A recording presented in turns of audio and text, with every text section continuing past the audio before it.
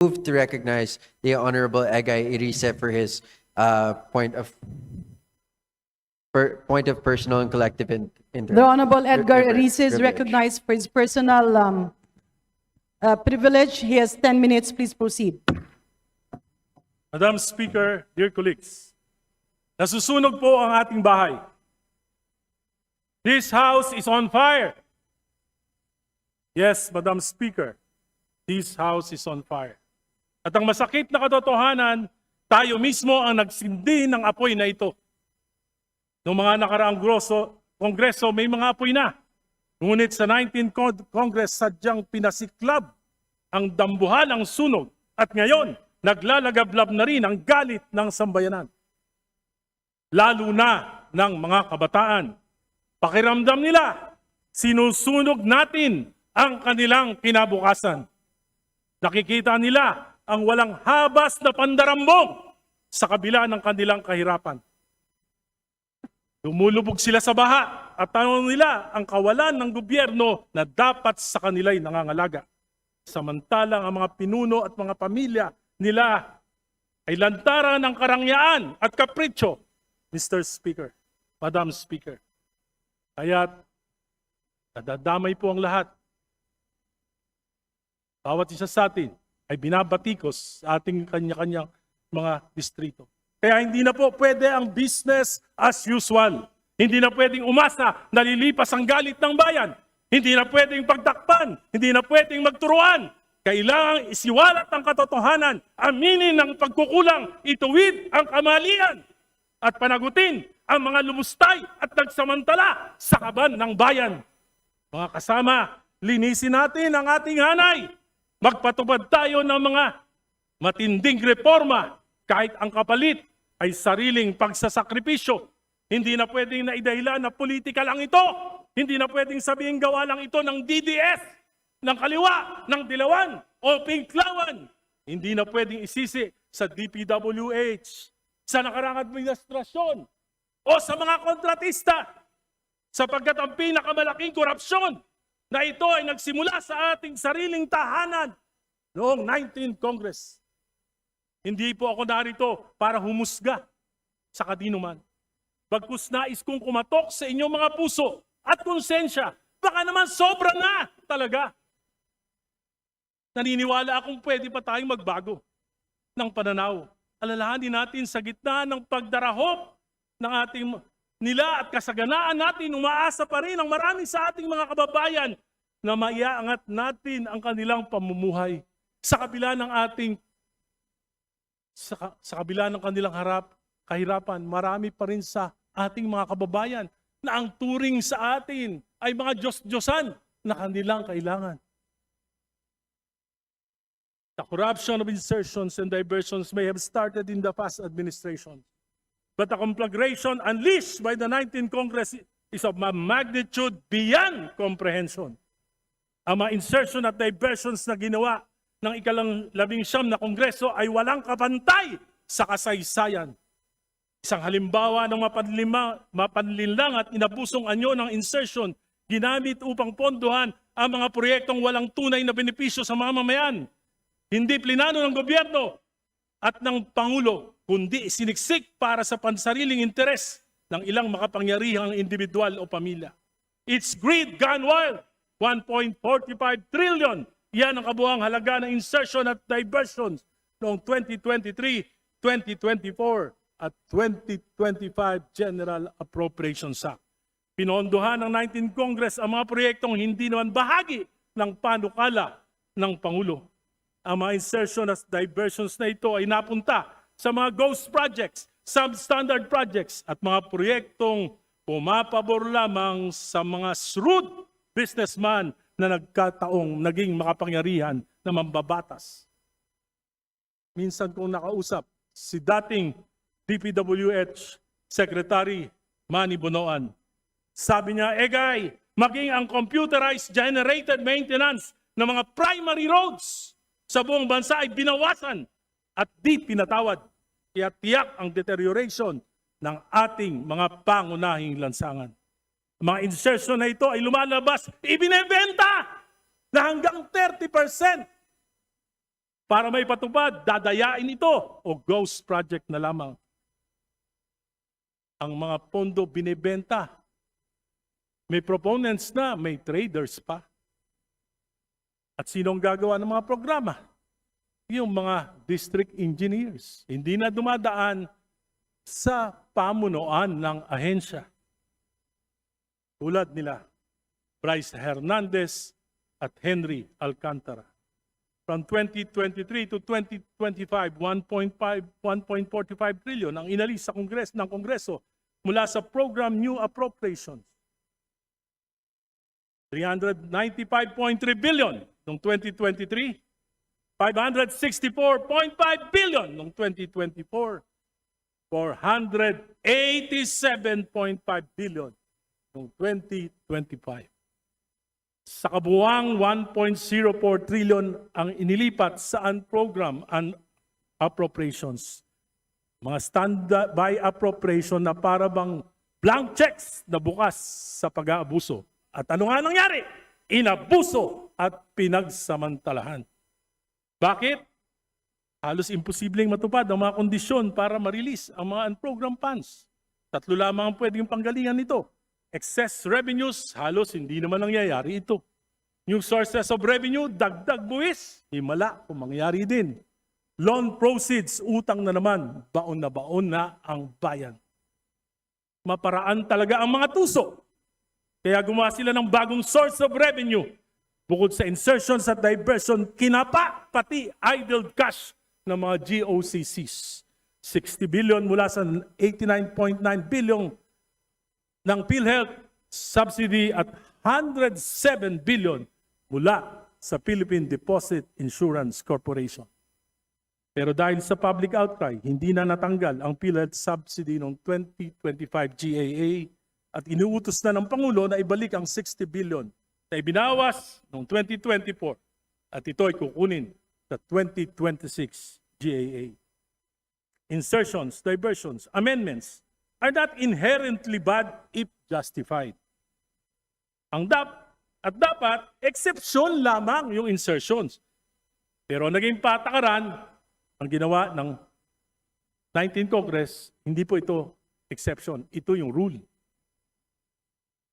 Kung saan namin gusto mapupunta, doon mapupunta ang pondo, ang salita ng 19th Congress. Saan nga ba kinuha ang 1.45 trillion? Alam natin ang ilan ang pinanggalingan. Alam natin ang pinuntahan. Pero hindi lahat. At hanggang ngayon, nanguhula pa rin tayo.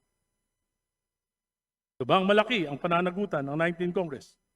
Upang makapag-divert ng malalaking pondo, tinanggalan ng appropriation sa mga flagship projects na ibang ahensya, foreign assisted at utang pa sa mga dayuhan. Bunga nito, naantala ang maraming proyekto. Dumagdag ang gastos na ipapasa kay Juan de la Cruz. Ayon sa DOTR, sa 2 proyekto pa lamang, Metro Subway at PNR Elevated Rail, may tig-4 na taonang delay from 2028 na dapat matapos, magiging 2032. Tinatayang higit 200 bilyon ang karagdagang gastos dahil sa inflation, dollar fluctuation, commitment fees, interest, at pagtaas ng labor and materials. Kung hindi ito pinakailaman, magkakasubway sana at magkakaroon na tayo ng PNR Elevated Rail bago dumating ang taong 2028. Ngayon, 2032 na ang tansyang pagtapos.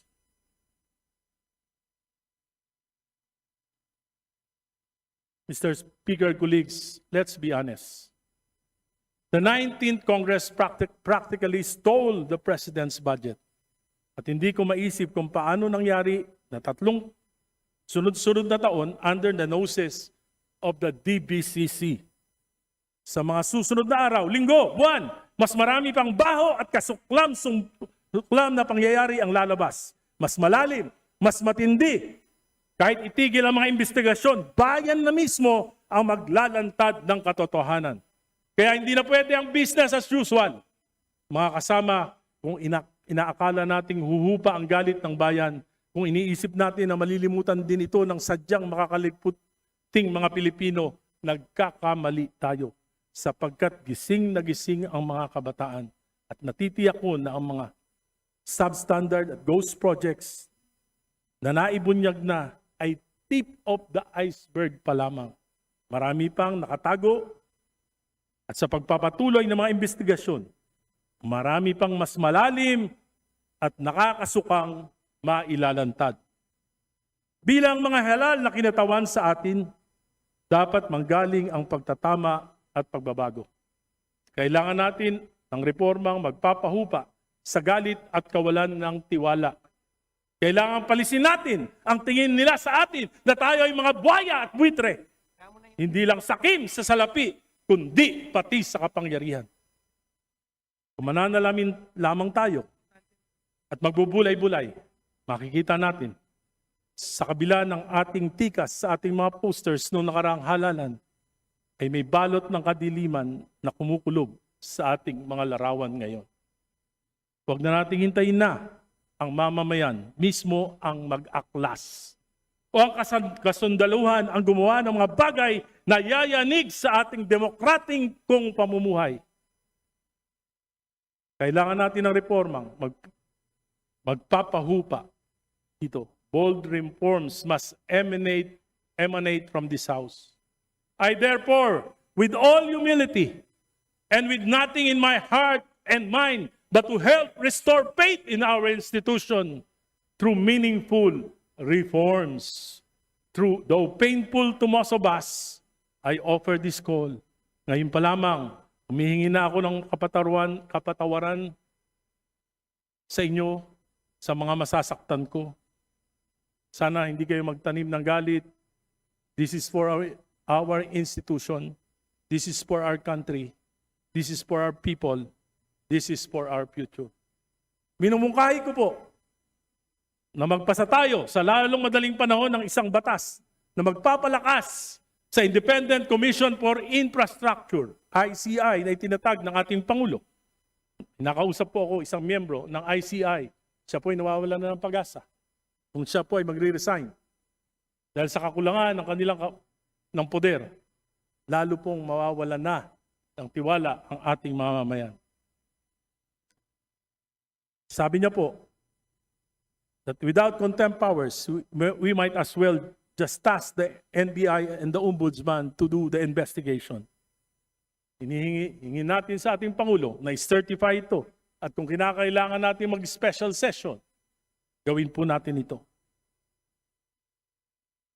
For the House Committee on Appropriations to submit all the documents relating to the 2023, 2024, and 2025 GAA to the ICC and make it open for public scrutiny. Huwag na nating pahirapan ang ICC. To immediately enact laws that will provide meaningful political reforms like the Anti-Political Dynasty Enabling Law. Sumumpa tayong lahat mula kay Pangulong BBM, BP Sara, mga senador, at tayong mga congressman that we will abide and uphold the Constitution, supalit patuloy nating nilalabag ang Article 2, Section 26 ng ating saligang batas. Isinasantabi natin ang tungkulin at responsibilidad na magpasa ng enabling law na inutos sa atin ng saligang batas, sapagkat ito ay laban sa ating interes. We chose to only cherry-pick the provisions of the Constitution that favor us. Dahil 70% ng kapulungang ito ay mga dynasties. Mga dynasties na pinatatag ng pork barrel. Dynasties na pinatatag ng doleouts. Dynasties na pinatagtag ng patronage. Dynasties na pinatagtag ng insertions. Papaluba ng korupsyon. At sumasaintabi sa mabuting pamamahala. Sa aking panukala na isinumite dito sa Kongreso, Mr. Speaker, 2 miyembro kada pamilya, pagbigyan na natin. Lampas doon, sobra na. Tama na. Mga kasama, tigilan na natin ang palusot. Kailangan ko ng proyekto sa aking distrito. Kailangan ko ng akap. Kailangan ko ng tupad para may maipahamahagi ang asawa ko na gobernador, ang kapatid kong mayor, ang vice mayor kong anak. Ang pisang May we kumbukal. kindly request the Honorable Erice to please wind up?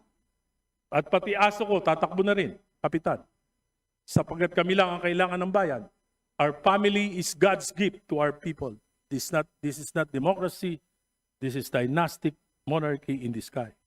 Mr. Speaker, sabi ni Albert Einstein, the world is being destroyed by greed, stupidity, and fear. Kaya ngayon, tanong ko, papayag ba tayo na sunugin ang kasakiman ng kongresong ito at ang bansang ito? Papayag ba tayo na lukuban ng katangahan ng sambayanan? Papayag ba tayo na alipinin ng takot na mawala ng pondo kung hindi susunod sa makapangyarihan kahit mali? Mr. Speaker, dear colleagues, let us put out this fire before it consumes us all. Mr. President Bongbong Marcos, I believe you are sincere in your anger and disgust. I believe in the sincerity of your tears.